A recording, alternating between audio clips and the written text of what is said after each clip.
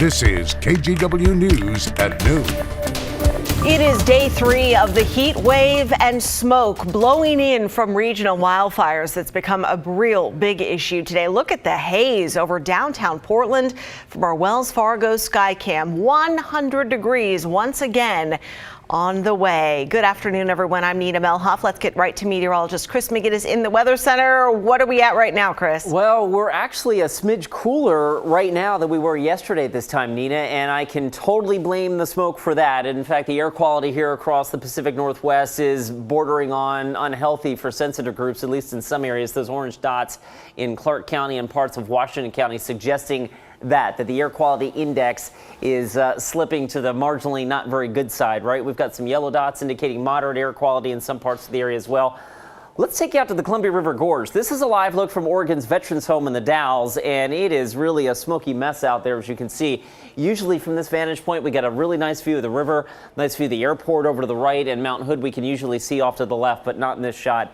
It's very, very hazy and smoky out there, and I expect that to be the case for the rest of this afternoon. Visible satellite imagery, again, we've got a mix of a couple of things going on. There are some high clouds pushing through the area right now, but there's also a little bit of wildfire smoke mixed in with that. So for that reason, we're probably taking the edge off the extreme heat just a little bit, but it's pretty gnarly out there. As we go out wider, you can see much of western Oregon dealing with that. We do have an air quality advisory in effect for Lynn County and Point South through the day today for wildfire smoke. All right, right now it is 83 degrees at PDX. Nina, yesterday this time we were 90. Now that doesn't suddenly mean we're going to be 7 or 8 degrees cooler for a daytime high. If we manage 1 or 2 hours of unfiltered sunshine, the air aloft is still so warm that I still think we get to 100 degrees or better today, but that does kind of hedge on whether or not we see some clearing. That's going to be a wait and see thing, but I can tell you that hot weather remains in the forecast today and tomorrow with some subtle cooling this weekend. We'll look at that coming up in just a few minutes. All right, we'll talk to you then, Chris. Thank you. Well, there is a massive outreach effort during this heat wave. Our entire newsroom was beeping around 10:30 today with cell phones getting a loud alert from the county about the dangerous heat to check on those vulnerable neighbors and those without air conditioning. So we stopped by Kellogg Middle School in Southeast Portland. It is the newest cooling center that's open 24 hours and people can bring their pets. We also tagged along with firefighters as they go door to door handing out flyers and looking for people who might be in trouble with the heat. The Union Gospel Mission, also one of several groups checking on folks living on Portland streets. They're handing out water and Gatorade and offering whatever help they can. Portland is not used to experiencing heat waves, but this is our new reality. So I just think people need to get used to the fact that when we have a heat wave, we really need to step up, and that means showing up and taking care of our community. If you were able to be a part of these outreach efforts, there are plenty of opportunities for volunteers or donations, and we have details on how you can help and a list of all the heat wave resources, including all the cooling centers, on our website. All you have to do is text the word HEAT to the number on your screen, 503-226-5088. We will text you back a direct link to that information. Now to coronavirus, where today the indoor mask mandate in Oregon is now in effect. Governor Kate Brown ordering people 5 and older to wear one in an effort to deal with the Delta variant. On public transit, kids 2 and older have to wear them. Oregon Health Authority also recommending masks in crowded outdoor situations. OSHA will handle enforcement in workplaces. Oregon is setting records for its COVID cases. Almost 2,400 positive cases were reported just yesterday. That is the highest daily record in the entire pandemic. But the bigger concern is hospitalization. 670 Oregonians in the hospital with COVID, and doctors throughout the state are worried they're going to run out of hospital beds. Case in point, Southern Oregon. We talked with medical professionals down there who were describing it as a dire situation. The influx of COVID patients means other people who need medical care may have to wait to get it. What this means is if you come to our hospital for any reason, we might not be able to help you. We're out of beds, our staff are stretched, and we have limited resources. And so we are trying, but we're running out of options. Jackson County has now requested help from the state, asking for a field hospital, more staff, and ventilators for the region.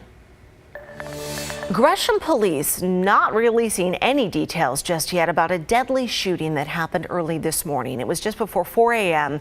on Southeast Woodland Drive. All we know is that police found a man dead there at the scene. They won't say yet what led up to the shooting, if they're looking for any suspect, or if an arrest has been made. Stay tuned.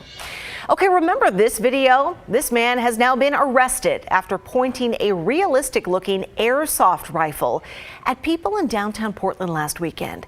It was during a confrontation between far-right and far-left activists that followed an event in Waterfront Park. The man arrested, Mark Lee, actually walked into the police station that night for help. He was saying several people were following him. It's because he was holding that gun. But after seeing this video, police went back to his home and arrested him. I don't see anything. It's trash. Okay. Can you crawl or push your way towards the door in any way? No. That is a local 911 dispatcher trying to help an 88-year-old woman out of her burning home. And thanks to that dispatcher's persistence and the heroic work of a Washington County Sheriff's deputy, that woman is alive today. Mike Benner takes us through that intense rescue. 911, do you need police, fire, medical? Yes, my house is, my kitchen's burning up. An 88-year-old woman late Wednesday night called 911 to report a fire inside her Aloha home. She connected with dispatcher Tiffany Myers. Can you get out? No, not right now. I can't find my water. Right off the bat, pretty much she said she wasn't going to be able to get out. So that gets you in the mode like, okay, we got to find a way to get out. Myers put out a call for help over the radio. Washington County Sheriff's Deputy Joshua Friant heard the plea for assistance. One of the first things they said is that someone was stuck inside the house and couldn't get out, and that kind of sets off alarm bells in your mind, and just go to work. As Deputy Friant raced to the scene, Myers had another problem on her hands. The 911 call kept dropping out. I don't know if she was just nervous and would hang up, think we were done talking, or if it was the service going down. Myers was relentless and called the woman back repeatedly. Listen. Stay online with me if you can. We're coming. Myers was right. Deputy Friant arrived at the house and opened the front door. As soon as I opened up the door, smoke just started pouring out of it. Deputy Friant said he could see no more than 2 feet in front of him. He got on his hands and knees and crawled towards the woman. And I pretty much told her, you're probably not going to like it, but we're getting you out of here.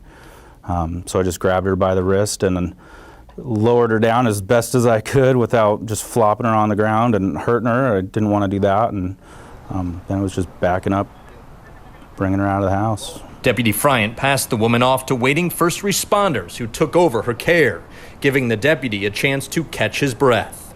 I think although this is a big event, I don't think it's an uncommon event for officers like me, deputies, to take action and just do our job. I mean, this is what we're here for. We're here to help. That's our goal. This one I won't forget. It's also the goal of Tiffany Myers, who says she won't forget this call anytime soon. I am very blessed to work with amazing people.